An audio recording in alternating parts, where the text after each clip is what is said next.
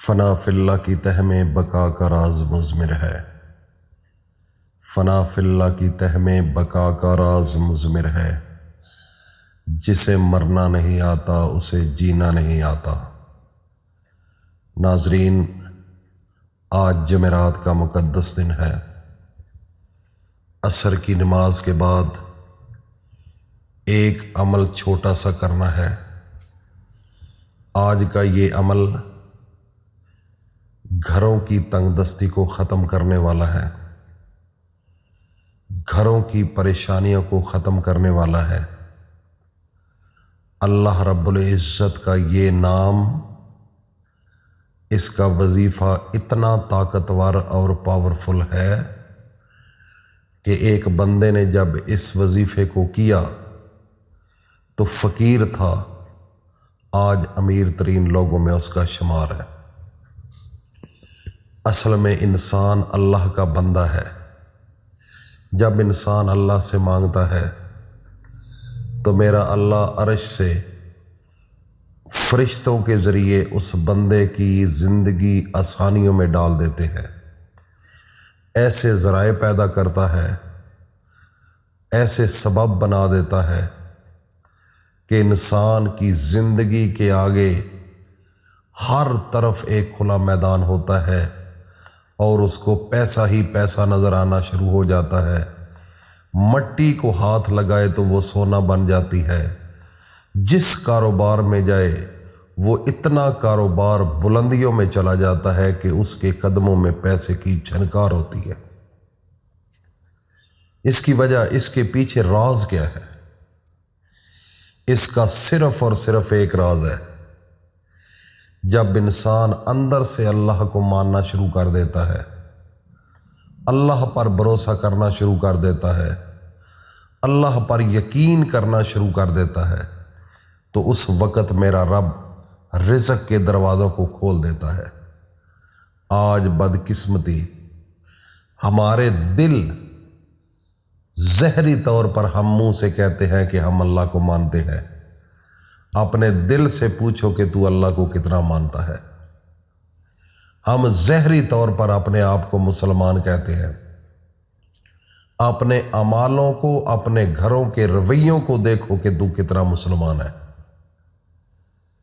صرف آپ کا پردہ ہے کہ میں مسلمان ہوں، تو مسلمان ہے، لیکن اگر حقیقت پس پردہ اس بندے کو دیکھا جائے تو اتنا غلیظ انسان شاید کائنات کے اندر ہو، اتنا گندا شاید انسان اس کائنات کے اندر اور ہو۔ یہ بس پردے کے اندر تو مسلمان ہے، تو عزت والا ہے، تیرا مقام ہے۔ لوگ کہتے ہیں کہ چوئی صاحب، جو لوگ کہتے ہیں رائے صاحب، لوگ کہتے ہیں اے سی صاحب، فلاں فلاں۔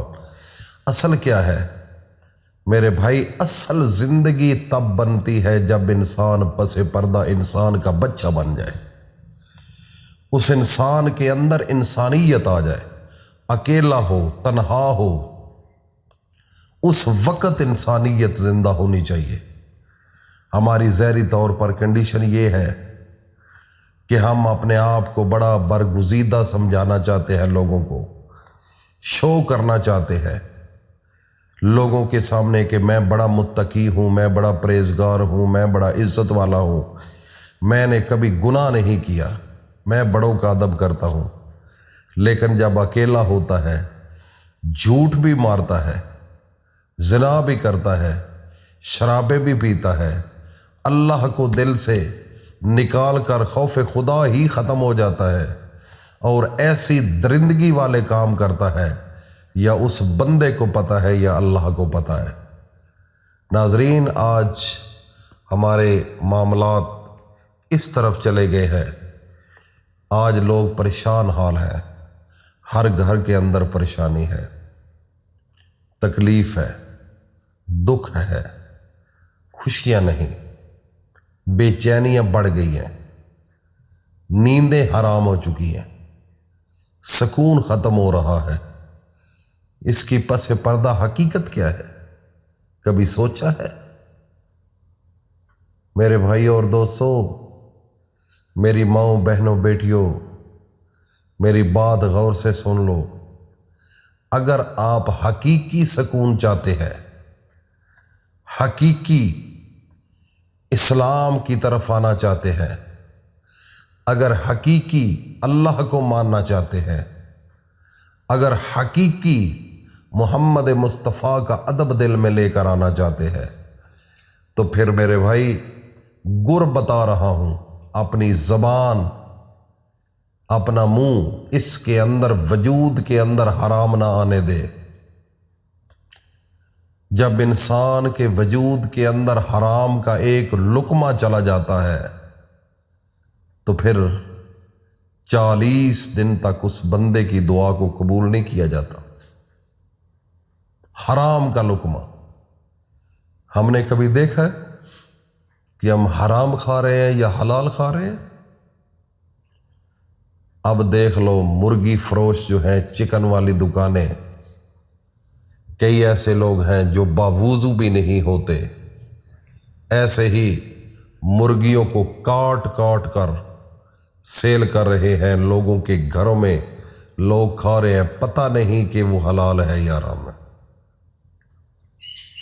میرے بھائی اور دوستو، میری ماں بہنوں بیٹیوں، سوچ اس طرف ہونا چاہیے کہ ایک ایک قدم بڑا سنبھل کے چلنا پڑے گا۔